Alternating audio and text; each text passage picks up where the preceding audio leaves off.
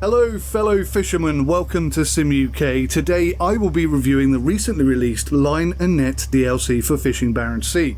This is the first official DLC that has been released for Fishing Barents Sea, and there's another one due in November which will be the Crab Fishing DLC. That's one that we've all been looking forward to. This one was kind of unexpected.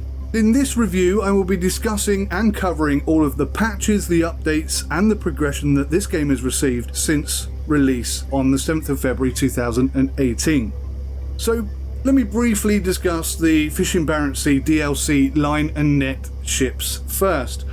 The name itself suggests that there will eventually be other ship types available. Trawlers and who knows, maybe even speedboats, ocean liners, maybe even tall ships. The game and the development team are definitely good enough to accommodate all of these things, but will they do it? Now originally, I grant you, Fishing Barents Sea was meant to be a game about fishing in the Barents Sea, but hopefully, if we're lucky, they'll realise that the potential that they've created here can expand into anything sail related. And if they're smart and they're capable and they have time and resources, maybe we'll get to see a lot of different ships and different techniques and types, and maybe even just a rowing boat you can row out and just do a bit of fishing yourself. How amazing would that be? Actual fishing rod line fishing. It's a lot of work and it's very, very far from the original idea. Maybe we'll never see it in Fishing Barents Sea, but maybe we'll see it in something like Fishing Barents Sea 2 or a side project that encompasses all the good bits of Fishing Barents Sea but expands upon everything else. So the DLC itself will cost you £5.49, that's like $10 or something. So for that you get 5 new ships for a little over £1 per ship, or $2 per ship. You get 2 line fishing ships, they're called the Fix and the Toby or the Toby. Then you get 3 line and net ships called the Moby D, presumably the Moby Dick, and the Snarset and the Sharken. Now before I delve completely into the DLC, we'll also need to discuss the patches and updates that have come before it, and you'll understand why in a bit. To be honest with you, I wasn't really expecting to see what they've done in the patches. I was quite surprised, quite pleasantly surprised with what they've produced. They have considerably expanded some of the ship's internals, and they have upgraded and or improved all of the stock boats in one way or another. So let's check them out individually. So the first ship you'll experience, and the first one up in this review, is the Borg. Now this is the ship that was handed down to you by your grandfather, and it's quite quaint as a ship. I quite like this ship and it handles really quite well. It's all made out of wood, and it has a lot of nice features to it. Now the main dashboard here, the main control panel, that has all been improved, and if we jump up and have a little look around the ship itself, you can see that we've now got these additional features here where you can gut the fish, and down here we have the buoys that allow you to chuck the lines out. Now this has been done really nicely. It's got a nice little internal part here where you can sit down and turn the fire on. Now when you first start the game, this really captures you, because this really encompasses, I mean, it gives a really good warm cozy fishing kind of feeling for me. And when you look out the windows and you look at the scenery, especially at night time when the Aurora Borealis is available, this game just oozes style, and it's easily one of the best fishing experiences I've ever had. Now this ship can be controlled from inside and outside, a nice little feature, and you can see that it's got a really tight turning circle.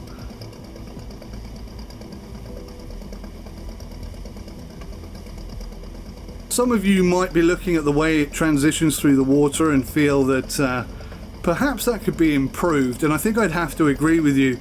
Although the buoyancy of all the ships is absolutely amazing, nearly perfect, I do feel that the animations and the physics of all the ships do need a serious looking at. And I said this right from the get-go, it's something that they've looked at a little bit, but I think it needs a bit more. So inside you can see we got this ledger now that wasn't there before. We've got better control over the sonar controls and the map or the GPS system. And we've got a little sticky up phone icon there that shows you how much fish you have caught. It's an improvement all over, and yeah, it's a nice ship. I mean, it's had a lick of paint, it's had an update, and it really does show, and it's a much better ship than it was on release day. Next up, we have the Toby. Now, this ship will set you back 595 krona. It's a 23-foot long fishing vessel, and it's a basic upgrade, really, from the Borg. It only requires an amateur license in order to purchase, and yeah, it's made out of a plasticky hull, fiberglass system, and yeah, it looks okay. Now, like the Borg, it's pretty nippy in terms of acceleration and turning circle. The engine sound is different than the Borg. This is the first of the DLC line and net fishing ships, by the way. Like the Borg, it has all the same systems inside. Obviously, it looks a little bit different, and the ledger is there. It's now available in all of the cockpits. We also have a little compass over on the side here, and a slightly bigger map / fish finder sonar system. Again, all ships now have the ability to manually chuck the lines in, which is great to see, and we've got that fold out gutting table once again. Now you can basically move around the entirety of the ship. Now, well, crikey, other than crashing into the harbour wall. Okay, smash that up ever so slightly. But other than damaging the ship, you can see that, yeah, it's a decent little number. And, yeah, nicely animated smoke coming out the back. I do feel it's coming out rather low. I mean, almost in the water low. Maybe that's correct, maybe it isn't. But I feel if we were in heavy seas, that might get swamped with water. So I rather feel, in reality, that exhaust pipe might be located slightly higher up or somewhere else on the ship.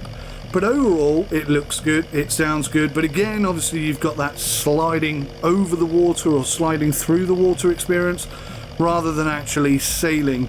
And again, that comes down to poor physics and poor animation on that point. So much more could be done here. It would be amiss of me not to mention it. But yeah, overall, the ship itself is nicely modelled. It works pretty well. We won't discuss the lighting because lighting in this game is an absolute shambles. I'll probably do an individual review just on that point at some point, but hopefully the entire lighting system will be completely rebuilt because as it stands at the moment, it's a bit of a mess. But yeah, you can't fall out of this ship. I have tried, but it works really well. It's a good, small starting ship. It's an improvement on the Borg. And yeah, definitely a thumbs up for this one. Next up, we'll take a brief look at the, I don't know how to pronounce it, the Pelagic? The Pelagic? I don't know. This is a really, really old, listen to that pop, pop, pop, pop, pop, pop, pop, pop, pop, pop, pop, pop. This is, for many people, the classic kind of old-time fishing ship.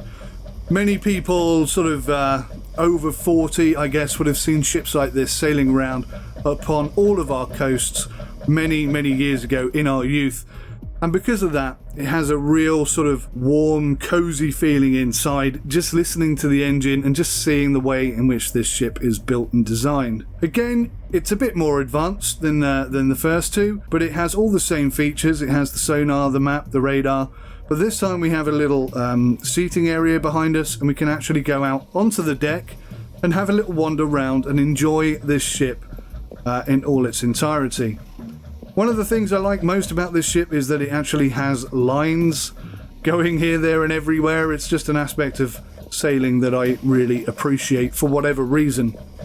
Now, as part of most of the patches and updates, the ability to walk around and open doors and explore the ship a bit more has been included. There's no animation going between doors or climbing up and down ladders or anything like that, but you can see that it does add quite a bit to the ship itself. And the animation on the exhaust pipe up there is very nice. Just does enough to give you that feeling of authenticity. It turns pretty sharply. Again, you've got that sliding on the water effect. Now, maybe this is partly because of the 2-kilometer port restriction on any kind of wave whatsoever. A disappointment for me, but look at that ship. I mean, that ship with that lighting effect and that background just looks sensational. And you can see up there in the captain's on the helm where the captain stands, that looks really nice and cozy. You can see a nice cup of hot joe sailing out into the middle of the ocean to go and catch some fish. What a fantastic little boat this is. Now, this isn't part of the DLC. This is part of the original game. It was a patched update, totally unexpected, but I tell you what a lovely, lovely inclusion this is to the game. And this ship in itself really does a good job of encompassing all the great features that this game has at its disposal. The developers and the designers clearly very skilled in their work, and yeah, something that really ticks a lot of boxes for me, I have to say. Now, unfortunately, coming into port here, we're not going to have to manually dock the ship. It's a bit of a shame, and I'll discuss at the end of this review some features that I think the game is seriously lacking or could definitely benefit from. But just having the ability to dock and being punished for basically doing this, which at the moment you're 100% not told off for or in any way rescinded for, it's a real disappointment for me. But the ship itself, which is what I'm focusing on right now, absolutely splendid.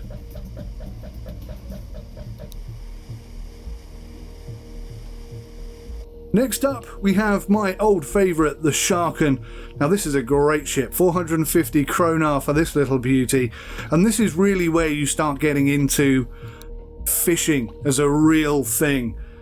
This is where you step away from the Borg and the old style and you step into the new, real shipping element for me. Again, it has a different engine sound to the other ships.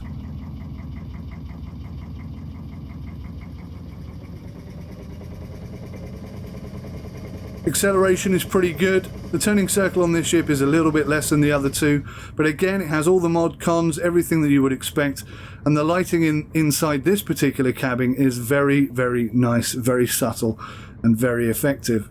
One addition that this ship has since received, other than the binoculars, which are now available as part of the update. I was waiting a very long time for binoculars, I can tell you. We have a little area down here, such as the Borg, similar to the Borg. And again, a really nice little inclusion for the game. It just gives that kind of realism kick that people like me are looking for. Now, you can't go downstairs on this one, but you can manually set lines here, which is great. Something available on all ships now and was a really big disappointment at release. I'm glad that's been resolved. A little window there allowing you to look down into the bottom of the ship, into the relaxing area, the sitting room, if you will. But once again, a really nice ship. It can be controlled from inside and outside, as could the Borg. And yeah, it's a very, very capable ship, this one. I've taken this high rolling, and you may or may not have seen that video, but yeah, you can get this thing airborne. You really can get this thing airborne. You can't sink it, unfortunately. And once again, the animation on sailing itself is a little bit lackluster, but I think the physics on all of the ships is something that definitely needs to be addressed. But what a great little ship this is, and I love the fact that all these enhancements and additions have come to the game via a patch for free. It really has enhanced the game in a number of ways. Not necessarily key areas that people like me were hoping for or asking for, but certainly a lot of work and a lot of time and a lot of effort has gone into making this more realistic. And you can hear when I shut the door there, the audio changes from outside and inside the cabin itself. It's a great ship. It really does feel like you're sailing a ship very nicely. And yeah, I mean, a really, really excellent fishing vessel this one is. Next up, the Yellow Peril. This is the Sharky. Very similar to the Sharken in my humble opinion, but a bit more expensive at 690 krona. 35 foot long, and it weighs 10,000 kilos. You can have an additional 2 crew members on this ship. Now, it's a little bit bigger, it's a little bit newer looking, and it's a little bit more fierce looking. That yellow finish certainly making this one stand out amongst its red and white wooden competitors.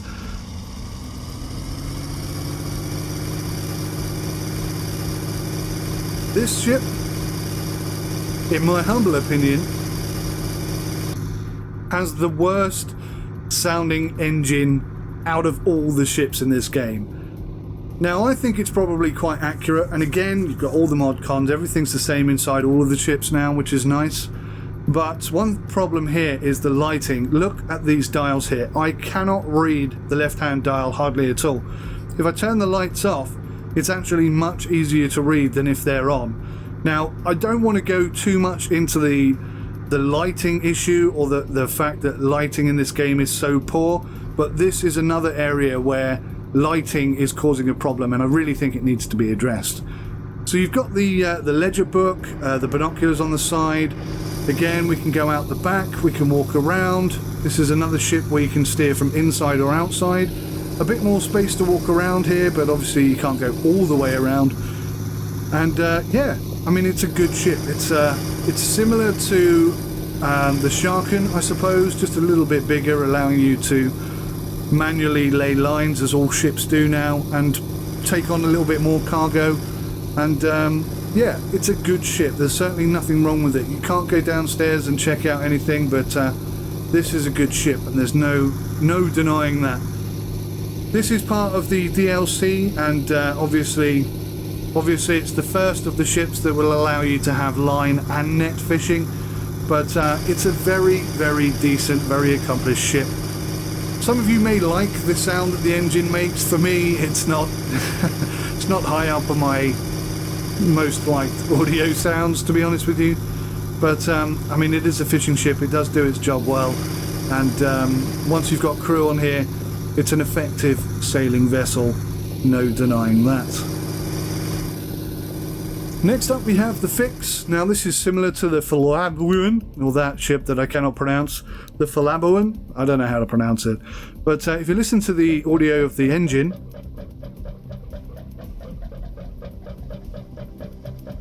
very, very similar.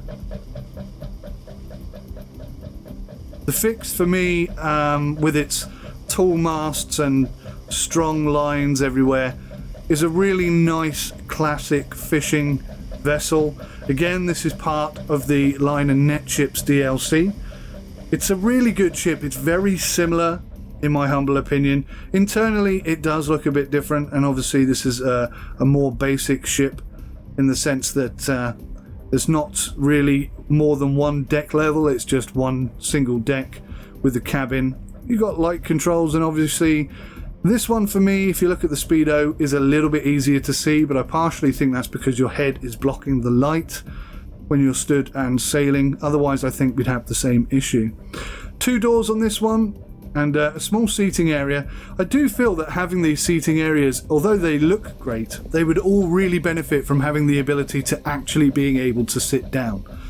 Now, the Fix itself doesn't have much to do. When I say it's a basic ship, it really is a basic ship. You've got the main cabin area where you sit and steer and control the ship, but other than that, there is not really much you can do. Obviously, it can take a couple of crew members, but primarily this is a ship that is functional more than impressive in any real way. Its handling is okay. Again, when you try and handle a ship like this, you can tell how the physics are off. But that aside, this is a decent looking ship. For those of you who like the classic design, this is one to consider.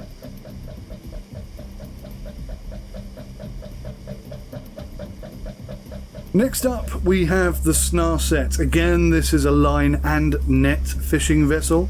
It's kind of a small version of the Verbeke Catherine, in my humble opinion.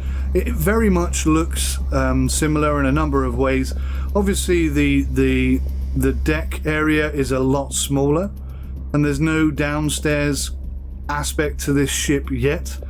Now, this kind of really highlights, you'll see in a minute, we'll do the Verbeke Catherine, and you'll see that the expansion that those default ships have had is non-existent in all of the ships in the DLC. Now, I don't know for certain whether or not the idea is to add features that have now been added to the stock ships to the DLC ships, but I think if that weren't to happen, then you would feel a little bit like you've lost out on these ships here. Now, obviously they're focusing on the next DLC at the moment, but this Snar set is a very limited ship in terms of what you can do and walk around and see. Now, even though these ships have had all those additional rooms and the engine room and stuff added, they still feel a little bit lackluster. I mean, if you look at the displays, only a couple of them are interactive, and the rest are just basically static standing images. Are they going to expand and develop all of these desk panels and make everything interactive and really go down the simulation route? I don't know for sure.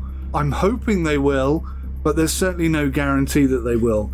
So what you kind of need to accept when you take on this DLC is that they're going to be very limited, far more limited in fact than the stock ships. It does expand the possibility of sailing different ships, but with the physics as they are and the internals of the new ships as limited as they are, you're not getting as much from this DLC as perhaps you could do. Now, if physics for the ships are upgraded and each ship feels and handles differently, then yes, that would definitely improve the value of this for me. But most certainly £1 per ship is not a lot to pay, but when you compare them with the stock ships, they are a bit limited, and I have to say that. I mean, it's so apparent that it would be ridiculous of me not to mention that fact. Now, it would be great to hear from the developers if they are intending on expanding all of the ships, including the DLC ships, but I don't really know or understand what direction they're taking at the moment. I'm hoping it's a more simulation-esque type design, which means that more inclusion and more physics and more realism is going to be added to each of the ships and each of the experiences, but I don't know for sure. This is all speculation, really. It's a good ship. It sounds and looks exactly like a small Verbeke Catherine, but we'll look at that one next and you'll see how different this DLC ship is from the upgraded, updated Verbeke Catherine. Before we do that though, I'm going to take the Moby D out. Now, this is one of the DLC ships. The engine on this one is not as nice as the other sort of classic ships that we had before, but certainly it's got a bit more content included with this ship, which is nice to see. Its handling is a little bit laboured, and I've actually taken this one out to do a bit of fishing, so we got some crew on board. I'm just trying to find my boy right now, and we'll come up and pull alongside.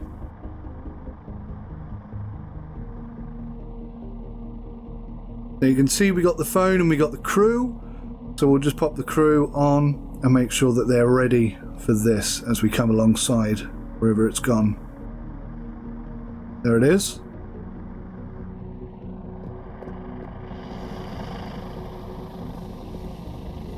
Now hopefully our crew member will be ready and waiting, and there he is. We see we've lined that up perfectly, and there you go. The animation of the fish and the ship, really good. Now, one of the things I dislike here, obviously I should have pulled alongside that buoy and stopped, but I didn't. I just lined it up and let it go. Now the game kind of accommodates that and makes it super easy, so we're not going to lose the line, we're not going to lose the fish, nothing bad's going to happen. Oh, speedboat, look at that. That's one of the new additions, by the way, AI shipping lanes. I'll discuss that a bit more in detail later as well, and what it means for the future. But yeah, this Moby D is a decent looking fishing vessel, if you will, and the internal components are pretty good. You can actually get downstairs. It's got 2 layers. It's got the deck, and then it's got the captain's space, if you will.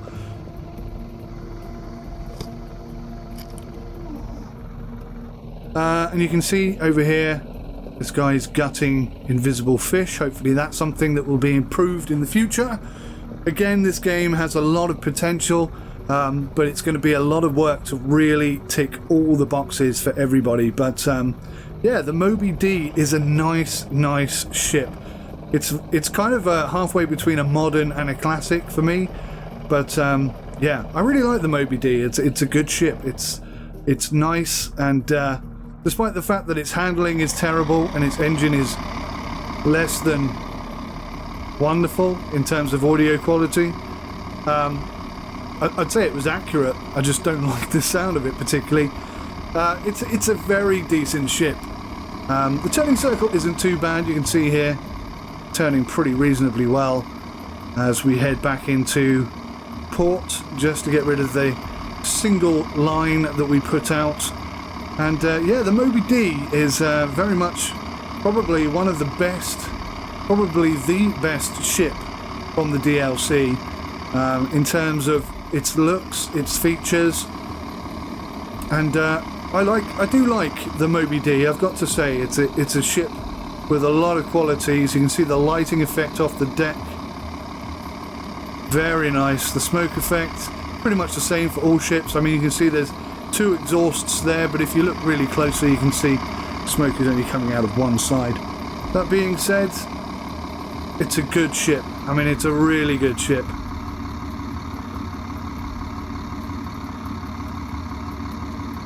Well, a little speedboat out there doing some funky reversing. Look at this guy, messing about and having a bit of fun in his speedboat. Fair play to him. It's perilously close to clipping the shore there for me. Nice to have AI shipping in the game.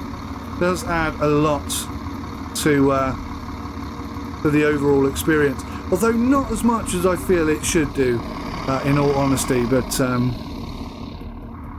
certainly it's a free patch update, and one that is gratefully received by the likes of myself. Now, one of the other additions that have come to the game as part of patches and DLCs is the ability to control the captain's chair. So in order to operate the captain's chair, there's a button on the side of your chair here. You click that and it opens up the control panel, and inside you have buttons that allow you to move the chair forwards, backwards, up, down, and left and right. Now, this is fantastic, but one thing I have to mention is that as good as this is, and it is a good feature to have in the game, for some unknown reason, they haven't added that to the trawler fishing vessels, so that when you're sat in the trawler seat, you can lift it up and look out and control where you're looking. Now, for me, that's more important to have it there than it is in the captain's seat, but that's just my humble opinion. Now, I'm not sure where the request for this came from, but it's not a bad inclusion in my humble opinion. Now, the Vebeki Karantan has had something of an overhaul. So if I take you on a brief tour of the Vebeki Catherine, for those of you who have seen my previous Let's Play videos, you'll easily spot this new hole. And if we go down here, we're in some sort of hallway room, and we can see the guys working, hauling the fish in there. There's a nice cod coming through. With upgrades, you can now have multiple people working on the net haul, the machine gut, the freeze, and the stacking. And a nice addition here, because it was taking a little bit too long, in my humble opinion, for anything to actually get done on this regard, or in this regard. So that's quite an expansive review of the DLC, guys. I did sort of elaborate on pretty much everything in the game, so hopefully I've completely brought you up to speed with everything that Fishing Barents Sea has to offer at the moment. I think I've highlighted some key areas where development needs to be addressed, and I've also suggested some improvements or enhancements or additions to the game that I personally would like to see. If you feel that I've got anything wrong or I've missed anything, let me know in the comments section. That is what the comments section is for, and I really would be interested in hearing your thoughts on this game and this review, and anything else you want to talk about, really. Let's just get a chat going, why not? So That's it from me, guys. Thank you so much for watching this review. Take care. Until next time, goodbye for now. Hey guys, thank you so much for watching this video today. I really appreciate you coming along and taking the time to do that. I want to say a big thank you to each and every one of you who watched this video today. Special big thank you to our Patreons and supporters on Twitch. But everybody who comes and watches, you all count, you are all part of this. And I thank you so much. If you hit that like button, I will like you twice as much. Even more than that, perhaps. It is for you guys that I make these videos, so it matters to me a huge amount if you enjoy watching them, and if you don't, you need to tell me. So thanks for watching, take care of yourselves, until next time, goodbye for now.